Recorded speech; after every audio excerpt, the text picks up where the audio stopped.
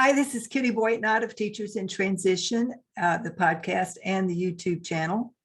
And today I'm going to be offering information about career transition. Now, if you've listened to this podcast in the past or watched the YouTube channel, you know that I alternate topics each week, speaking to career transition one week and stress management strategies on alternating weeks. And the reason for that is I am a heart-centered career transition and job search coach, and I specialize in working with burnout teachers who are ready for a new career. But I'm also a certified stress management coach, and I offer tips and techniques for how to manage stress in these very stressful times. This week, however, the topic is career transition, and I want to speak to writing your resume and making sure that it fits the criteria for the job that you are applying for, instead of focusing so much on the job that you've had. Now, this is kind of a paradigm shift for some people. It's kind of a tricky issue for some, because it's hard to understand that when you are applying for a job outside the realm of education, you need to focus on isolated skills and abilities and education and experience that are pertinent for the job that you are applying for, not so much focus on the job that you've had, presumably as an educator. The reason that's hard is that most people write resumes based on their work history, right? And so teachers normally, naturally, focus on their experiences as a teacher. They chronicle all the places they've ever worked, and they post all of the responsibilities and duties they've ever performed, and hope that when an HR director is looking at their resume, that the HR director can connect the dots and visualize how what you've been doing as a teacher can translate into the job that this HR person is trying to fill. The trouble is that the HR person's not going to take the time to do that. I don't know that that ever was the case, but it's certainly not the case today. And we're assuming that you even get through the applicant tracking system, which is the first gatekeeper that will kick your application out of the queue if you aren't qualified based on the criteria that the applicant tracking system has been set for that particular job that you've just applied for. So I teach in my course, Jumpstart Your Job Search, how to write your resume for the applicant tracking system to get it through that system. And then also to attract the interest of and maintain the interest of the hiring manager or the HR director, so that they will give you a longer look than the normal average 6 to 11 seconds. That's all you've got, 6 to 11 seconds. And that was before the pandemic and before there were all these jobs to be filled. It may even be a shorter period now. And the applicant tracking systems are getting more and more sophisticated. So they're getting pickier and pickier about who they allow through. When I say they, I mean, it's a software program. It's not even a person that you have to get past first. Now, I have created a whole course around the topic of how to transition out of the classroom into a new career. That's why I call my website, my business, Teachers in Transition. How to find out what it is that you are qualified to do, or what it is that you want to do in your next career, and how to make it happen, including how to write a resume that will get you a serious look. Now, the resume itself doesn't get you the job.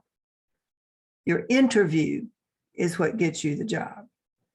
And if you can't even get your resume through the applicant tracking system or past a discerning HR director, you're certainly not going to be invited for an interview. So your first job is to make sure that that resume gets you your foot in the door so that you can be invited for the interview. And interview skills we'll set those aside for now. Right now, we're concentrated on the resume. Now, I have a whole course, but you may not be interested in investing in the whole course. If you are, I'd love to have you. I just started a brand new coaching cohort. I'd be happy to have you join. We just had our first call last night or this week, and our next call will be coming up first week in October. So if you're interested in the whole program, contact me. And I'll even include a link to the webpage that outlines what's in the program, so you can see the different packages that I offer and the different levels of service that I provide. But I will also offer a link to a workshop that you can download as a single training, how to write your resume to get you out of the classroom once and for all. I'm not sure that's the exact title, but it's close enough. How to write a resume that will get you out of the classroom. And it's, I offered it a few weeks ago, but I'm offering it now as a standalone for $45. So if you would simply like to learn how to write a resume that is going to help you to get from where you are in the classroom into a new job or career path, you might want to consider investing in that workshop. $45. It's a steal. Ordinarily, I charge $97 for that particular training. So half price. The main thing you have to remember is that the focus of your resume has to be on the job that you are applying for, which means you have to study that job description and understand exactly what it is requiring that you be able to do.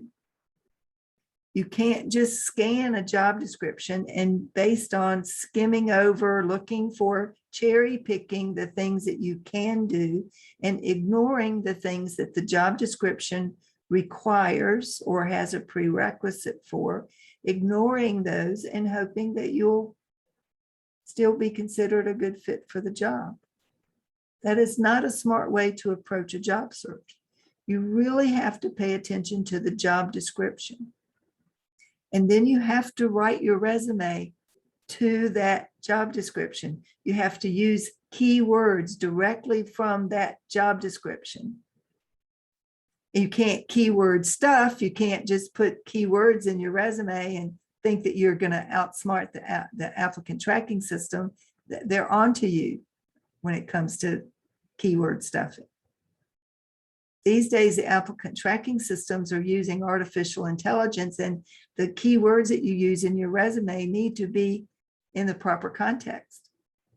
And they need to demonstrate experience that you have, abilities that you can display, hard transferable skills, not so much the soft skills, not the people skills. Many employers just automatically assume that you have a certain level of people skills. They're looking for what can you do in the context of what the job requires you to be able to do. That's what your resume needs to demonstrate. So when you're undertaking writing a resume for a whole new career, you need the resume. You also need a cover letter that's going to explain why you're looking to pivot from education into a new career. The cover letter works with the resume.